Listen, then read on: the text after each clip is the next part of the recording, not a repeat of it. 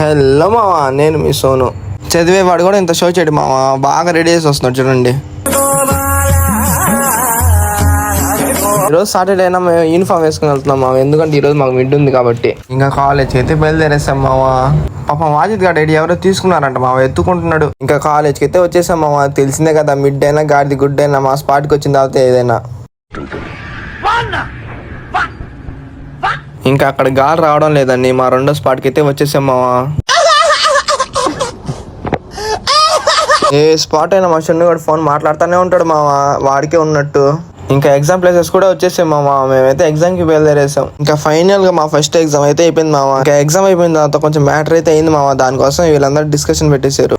ఈ బండోడికి ఎక్కడ ప్లేస్ లేనట్టు ఆ బండ పైన కూర్చున్నాం, ఆ బండి ఇరిగిపోద్దామో. మేము తినేసి వచ్చే లోపల ఈ మురళి గాడు చూడండి మావా, ఫుల్ గా స్లీప్ అయ్యేస్తున్నాడు. ఏముందిలే ఇంకా. మా బాలుగాడు వాళ్ళ తాత గురించి ఏందో చెప్తాను, వినండి మావా.